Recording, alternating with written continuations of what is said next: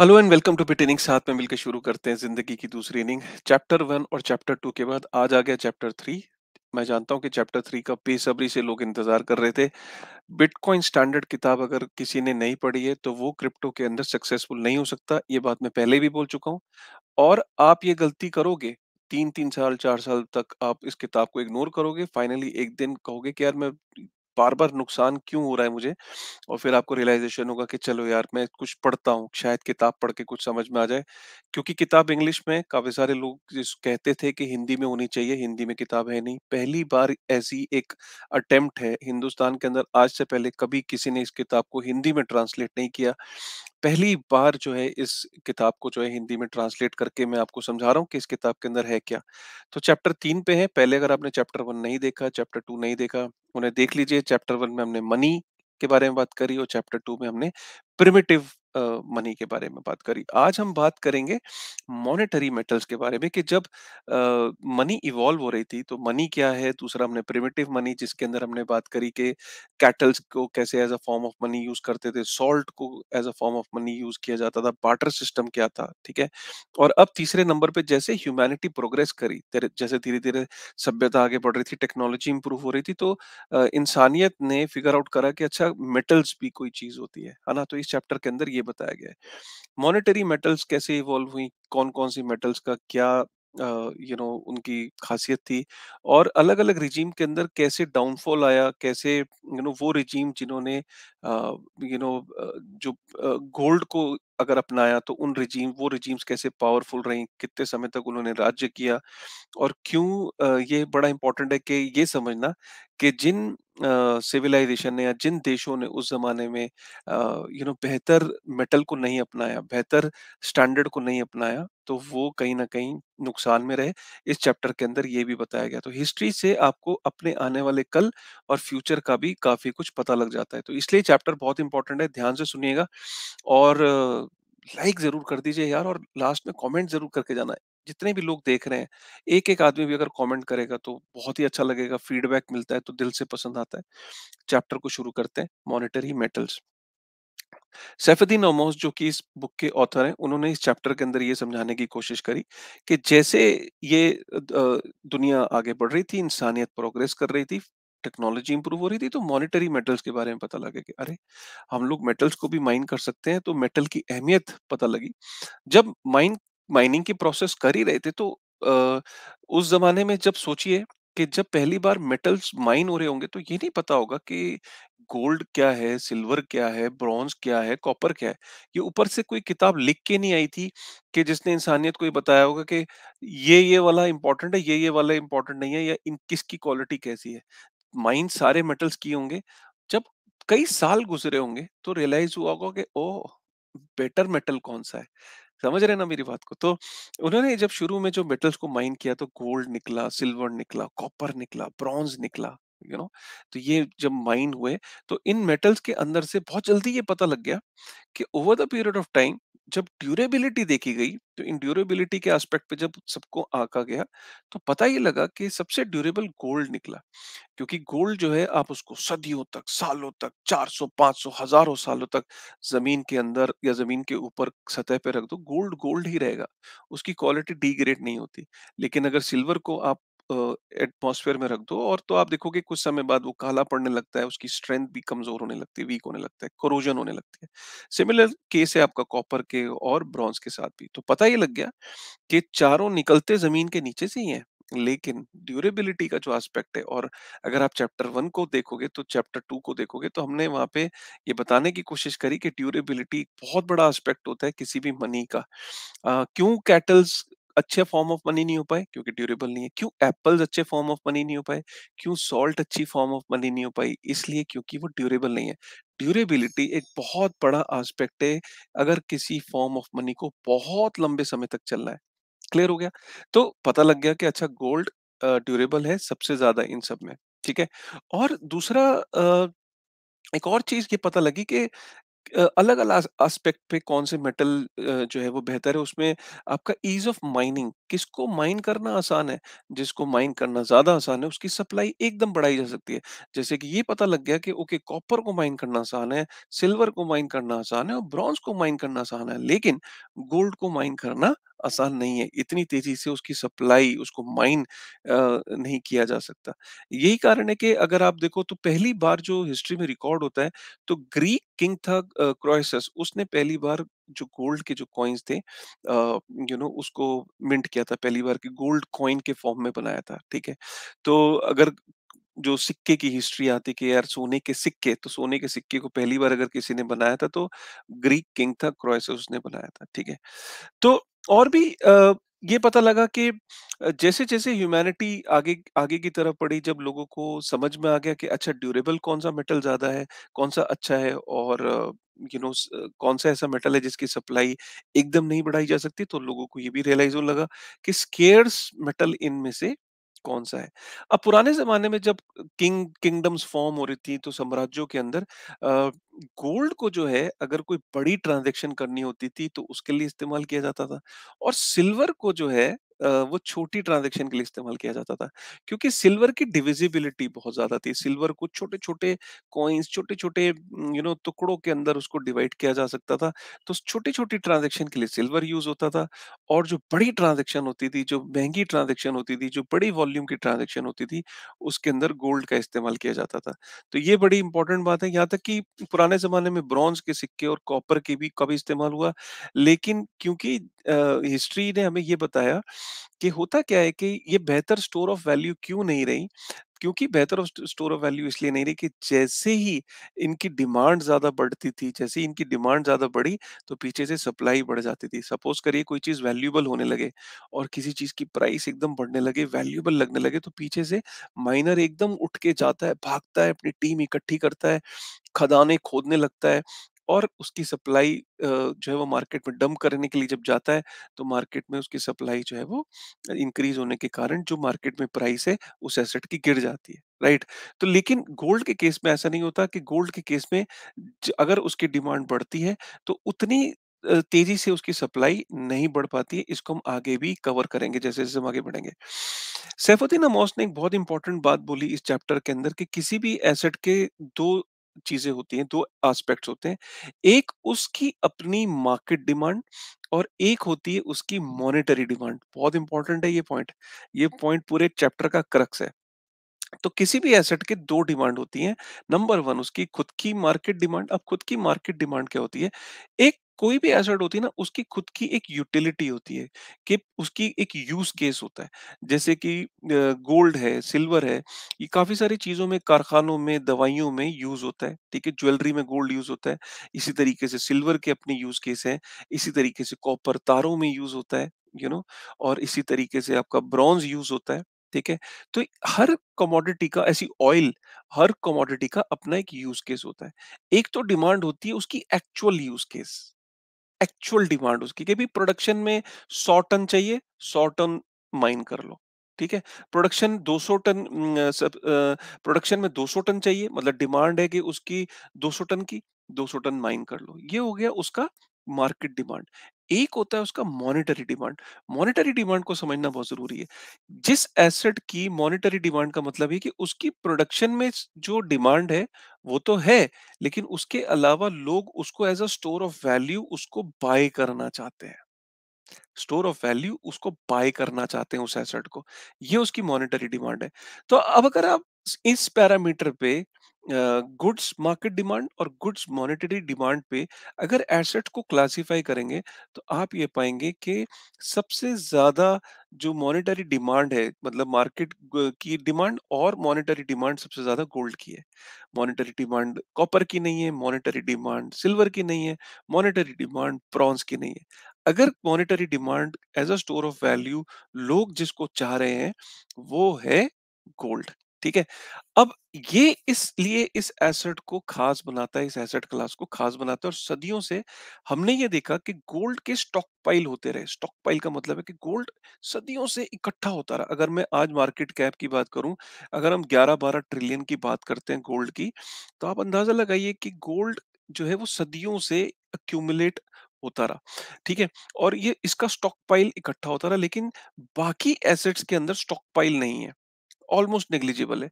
उतना ही stock pile है जितना प्रोडक्शन के लिए चाहिए। अब आप पूछोगे ऐसा क्यों हो रहा है?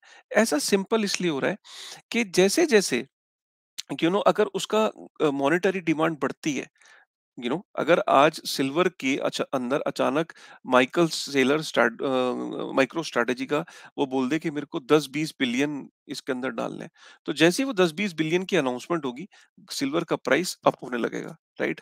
जैसे ही सिल्वर का प्राइस अप होगा, उसका स्टॉक पाइल उसका प्राइस जैसे ही अप होगा, जो पीछे से माइनर है, वो उस प्राइस बेनिफिट को उठाने के लिए, उसको प्राइस को बेनिफिट को लेने के लिए, वो पीछे से जो सप्लाई है, उसको मार्केट में लाके प्रेजेंट कर देगा, राइट? और जैसे ही उसकी मार्केट के अंदर सप्लाई प्रेजेंट कर देगा, तो वो एकदम मार्केट के अंदर प्राइस डंप हो जाएगा, राइट? तो काफी सारे लोग ऐसे होंगे कि हाई प्राइस पे जब सिल्वर को लेंगे और अचानक पीछे से सप्लाई बढ़ी उसकी और वो मार्केट के अंदर डंप हो गया, राइट? यही कारण है कि अगर आप ये देखो कि आज की डेट में gold has a stock pile of 60%, मतलब आप सोचो कि 30,000 टन जो गोल्ड है, वो सेंट्रल बैंक के पास है। सेंट्रल बैंक्स ने गोल्ड स्टैंडर्ड से तो मूव हो चुके हैं, लेकिन अगर आप देखो, गौर से इस बात को नोट करो कि सेंट्रल बैंक्स के पास गोल्ड थोक में है। ल- तो गोल्ड स्टैंडर्ड से तो हट गए, लेकिन गोल्ड को उन्होंने स्टॉक पे रखा हुआ है। गोल्ड पे से विश्वास हटा नहीं है। 30,000 टन में से 8,500 टन तो अकेला अमेरिका के पास है। आप सोचो, अमेरिका के पास 8,500 टन है और 30,000 टन टोटल सेंट्रल बैंक्स के पास है। और यही कारण है कि जो गोल्ड का स्टॉक पाइल है, वो वहीं का वहीं खड़ा है। और गोल्ड की डिमांड बढ़ती है तो गोल्ड मार्केट में डंप नहीं होता, उसका स्टॉक पाइल और बढ़ता चला जाता है। अब ये देखो ना, गोल्ड पिछले 7 डेकेड के अंदर, 70 सालों में सिर्फ 1.5% एनुअल सप्लाई बढ़ी है उसकी। एनुअली जो उसकी सप्लाई बढ़ती है, वो 1.5% है। वहीं अगर मैं सिल्वर की बात करूं, तो 20% उसकी सप्लाई जो है हर साल इंक्रीज होती चली जाती है। ये बहुत इंपॉर्टेंट है इस एस्पेक्ट को समझना।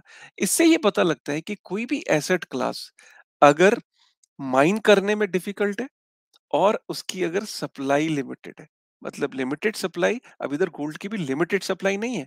गोल्ड कितना है मार्केट के अंदर, कितना जमीन के अंदर है, वो अनलिमिटेड है। अभी हम समुद्र के नीचे तो गए भी नहीं है, अभी तो जमीन के अंदर से निकल रहा है। बात सिर्फ इतनी सी है कि गोल्ड की सप्लाई उस तेजी से बढ़ नहीं पाती। तो सोचिए क्या आलम है उस एसेट क्लास का। अगर हमें ये पता हो कि किसी एसेट क्लास के बारे में कि वो एसेट क्लास लिमिटेड है, हमें वो नंबर पता हो, तो आप उससे अंदाजा लगा सकते हैं कि अगर मुझे पता है कि यार ये एसेट क्लास लिमिटेड है और इसको माइन करना डिफिकल्ट है और हर 4 साल में उसकी माइनिंग जो है वो उसकी सप्लाई आधी होती चली जा रही है, तो उस एसेट क्लास का क्या होगा, है ना? तो ये बातों को समझना बहुत ज़रूरी है। इसीलिए ऐसा नहीं है कि आज आप बिटकॉइन के बारे में बात करते हैं और पीछे अगर आप एग्ज़ाम्पल्स मेटल्स के केस में भी उठाएँगे, तो आपको ये पता लग जाएगा कि उन मेटल्स के केस में भी बिटकॉइन कौन था, ऑल्ट कॉइन कौन था। अगर आप देखो तो उस मेटल मेटल के ज़माने में मॉनेटरी मेटल का जो वो एरा था, जब मेटल्स यूज़ होते थे, तो उसमें भी बिटकॉइन था और ऑल्ट कॉइन्स थे अलग-अलग, राइट? तो ये समझना बहुत ज़रूरी है, ठीक है? तो यही कारण है कि बहुत सारे एरा की बात करी इस चैप्टर 3 के अंदर, मैं उनके डेप्थ में नहीं जाऊँगा, लेकिन रोमन गोल्डन एज के बारे में बात करी, बाइज़ेंटियम एंड बेज़ेंट एरा की बात करी और द रेनेसांस की बात करी, द रेनाइसेंस। तो renaissance, Roman golden age, Byzantium and बेजेंट, इन 3 एरा की बात करी। मैं इनकी डेप्थ में नहीं जा रहा, लेकिन तीनों में एक ही चीज़ कॉमन थी, ठीक है? इन तीनों चीज़ों में एक चीज़ कॉमन ये थी कि जब-जब जो सभ्यता थी, जो राजा जिसने जिसने गोल्ड स्टैंडर्ड से हटके जैसे ही वो सिल्वर स्टैंडर्ड पे आया या उसने गोल्ड स्टैंडर्ड को छोड़ दिया, तो वो जो साम्राज्य था वो बहुत जल्दी कुछ सालों में खत्म हो गया। वो जो किंगडम थी वो खत्म हो गई। इसमें अलग-अलग एग्जांपल दिए। मैं उनकी डेप्थ में नहीं जा रहा। वो आप चाहो तो वो जाके उन चैप्टर्स को डिटेल में पढ़ सकते हो, बट क्रक्स मैं बता रहा हूँ कि जैसे जो राजा मजबूत था, जब तक वो गोल्ड स्टैंडर्ड में था, उसने रूल किया और कई-कई सालों तक, हजार-हजार सालों तक। लेकिन जैसे ही उसने गोल्ड स्टैंडर्ड को छोड़ा, उसने अपनी मनी को डिवैल्यू करा, डिबेस करा अपने साम्राज्य की। वो राजा कुछ सालों में वो साम्राज्य खत्म हो गया, जैसे ही वो गोल्ड स्टैंडर्ड से मूव किया। तो ये कई था, और एक एक ज़माना ये भी बताया कि यूरोप के अंदर ऑलमोस्ट सारे देश गोल्ड स्टैंडर्ड पे थे, और वो पर्टिकुलर जो एरा था, वो एरा सबसे प्रोग्रेसिव एरा था, सबसे शानदार एरा था यूरोप के लिए। और यूरोप उस टाइम डोमिनेट करता था। यूरोप के हर एक देश जो है वो उस टाइम एक आलम ये था दुनिया के अंदर कि आपके पास अगर सिर्फ एक परमिट हो, तो आपके जेब में अगर गोल्ड अपने देश की खुद की करेंसी हो, तो गोल्ड स्टैंडर्ड के अंदर आपको एक्सचेंज भी कराने की ज़रूरत नहीं पड़ती थी हर देश में जाके। जैसे आपको हर देश में एंट्री एग्ज़िट पे आपको अपनी करेंसीज़ को उनकी करेंसी में चेंज करने की ज़रूरत पड़ती थी। एक एरा ये था कि अगर आपके देश की अपनी खुद की करेंसी है, तो वो आप जाके किसी और देश में भी स्पेंड कर सकते हो, क्योंकि वो भी गोल्ड से बैक्ड है और वहाँ की करेंसी भी गोल्ड से बैक्ड है। बहुत ही यूनिफ़ॉर्मिटी थी, उस एरा के अंदर इनोवेशन थी, उस एरा के अंदर प्रोग्रेशन थी, उस एरा के अंदर एक ऐसा टाइम था कि जब काफ़ी सारे देश खुद मिल के प्रोग्रेस कर रहे थे, कोई इनकम इनइक्वालिटी या डिस्पैरिटी नहीं थी, क्योंकि सब लोग गोल्ड स्टैंडर्ड पे थे। लेकिन जैसे ही गोल्ड स्टैंडर्ड से हम सब जानते हैं, दुनिया जब हटी 1971 में फाइनली, जब अमेरिका ने गोल्ड स्टैंडर्ड को अबॉलिश कर दिया, तो हम ये जानते हैं कि कैसे कुछ देश प्रोग्रेस करते चले जा रहे हैं, और जो देश, जो इमर्जिंग इकोनॉमीज हैं, जो अफ्रीका में या कई देशों पे हमने देखा कि कितनी प्रॉब्लम है, कि जहाँ पे वो अपनी करेंसीज को मैनेज ही नहीं कर पा रहे, बिकॉज वहाँ पे वो करेंसी को सप्लाई किए जा रहे हैं, पीछे से सप्लाई किए जा रहे हैं, और अपनी ही करेंसी को उन्होंने डी वैल्यू और डी बेस कर दिया है। और हमने जिम्बाब्वे, वेनेजुएला जैसे ऐसे कितने एग्जाम्पल देखे। इनफैक्ट यहाँ पे ये बताया गया कि 1717 year 1717 Britain was the first to adopt the modern gold standard. सोचो 1717 में ब्रिटेन ने गोल्ड स्टैंडर्ड को अडॉप्ट कर लिया था, और ब्रिटेन 1914 तक गोल्ड स्टैंडर्ड पे था। बहुत सारे लोगों को, ऑडियंस को मेरे ये नहीं पता होगा कि यूएस डॉलर, जैसे आज आप उस सारी करेंसीज आप देखते हो कि यूएस डॉलर पे पेग्ड है, तो एक जमाना था कि जो वर्ल्ड रिजर्व करेंसी थी वो ब्रिटेन की करेंसी थी, राइट? वो, तो ये जानना बहुत ज़रूरी है। और इनफैक्ट ब्रिटेन यूके की करेंसी थी, और यूके 1914 तक गोल्ड स्टैंडर्ड में था। आप ये देखिए कि 1717 से ब्रिटेन था गोल्ड स्टैंडर्ड पे, और काफ़ी सारी जो कंट्रीज़ हैं वो गोल्ड स्टैंडर्ड पे मूव हो गई थी। लास्ट में जो कंट्रीज़ मूव करने वाली थी उसमें इंडिया था, जो कि 1898 में गोल्ड स्टैंडर्ड पे मूव हुआ। इंडिया सिल्वर स्टैंडर्ड पे था। अब ये बात बड़ी इंपॉर्टेंट है। हम ये कहते हैं ना कि इंडिया एक सोने की चिड़िया थी, और सोने की चिड़िया जो थी, और उसके बाद वो एक एरा था इंडिया का, वो पता है वो यही एरा था कि जब हम लोग सिल्वर स्टैंडर्ड पे तो थे, जब दुनिया भी सिल्वर स्टैंडर्ड पे थी, हम भी सिल्वर स्टैंडर्ड पे थे, हम भी प्रोग्रेस कर रहे थे, यूरोप भी प्रोग्रेस कर रहा था, और हम भी एक अल्टीमेट एरा में थे। लेकिन प्रॉब्लम क्या हुई कि जब ब्रिटेन 1717 में गोल्ड स्टैंडर्ड पे आ गया, यूरोप की कई कंट्रीज जो है वो 1800 की शुरू में गोल्ड स्टैंडर्ड पे आ गई, लेकिन हम लोगों ने बहुत समय लिया गोल्ड स्टैंडर्ड पे आने पे। हम सिल्वर स्टैंडर्ड पे रहे। हम 1898 पे सिल्वर स्टैंडर्ड पे आए। यहाँ तक कि चाइना और हांगकांग भी 1935 पे गोल्ड स्टैंडर्ड पे आए। यही कारण है कि हमारी करेंसी जो थी, जो कि हम एक वक्त को सोने की चिड़िया होते थे, हम क्योंकि इतना हमने वक्त लिया गोल्ड स्टैंडर्ड पे आने में, कि हमारी खुद की करेंसी 56% डीवैल्यू हो गई उस जमाने में। जब 56% से हमारी करेंसी, हमारी उस जमाने में वैल्यू डीवैल्यू हुई, क्योंकि हमने गोल्ड स्टैंडर्ड में आने में वक्त लगाया। तो क्योंकि जो बाकी देश थे वो गोल्ड स्टैंडर्ड में थे, तो उनके मुकाबले में हम, हमारी जो करेंसी है वो वीक पड़ गई। तो यही कारण है कि हम लोग काफी, हमारी करेंसी डीवैल्यू हो गई। एक गोल्डन एरा था यूरोप के अंदर। आप सोचो कि 1871 के बाद almost all the major nations had shifted to gold standard. वही कारण है कि देखो 1871 में सारे यूरोप के देश गोल्ड स्टैंडर्ड पर शिफ्ट हो गए। हम लोग 1898 में आए, और 1900 तक तो 50 से ऊपर देश गोल्ड स्टैंडर्ड पे थे। एंड 1914 के अंदर वर्ल्ड वॉर वन आई, और जहां से दुनिया पूरी ट्रांसफॉर्म हो गई। 1914 में वर्ल्ड वॉर वन आई, पूरी दुनिया वॉर में लग गई, यूएस बाहर से खेल खेलता रहा। किसी दिन इसको भी कवर करेंगे कि अमेरिका अमेरिका कैसे बना, यूएस डॉलर इतना पावरफुल क्यों है। फिलहाल इतना जानना आपके लिए जान ज़रूरी है कि 1914 में वर्ल्ड वॉर 1 आई, उसको फंड करने के लिए सब लोगों ने अपनी करेंसी को डीवैल्यू करा। इधर से यूएस देखता रहा, उसने गोल्ड को एक्यूमुलेट करता रहा, सबको बोला लाओ गोल्ड दो, मैं तुम्हें फूड देता हूँ, सप्लाई देता हूँ, वेपन्स देता हूँ। और फाइनली जो कहते हैं ना कि 8500 टन आज यूएस के पास सबसे ज़्यादा गोल्ड है। अगर आप देखो तो गोल्ड उसकी बहुत बड़ी स्ट्रेंथ है। गोल्ड शिफ्ट हो गया और यूएस जो है आज की डेट में हम देखते हैं कि वर्ल्ड रिज़र्व करेंसी है।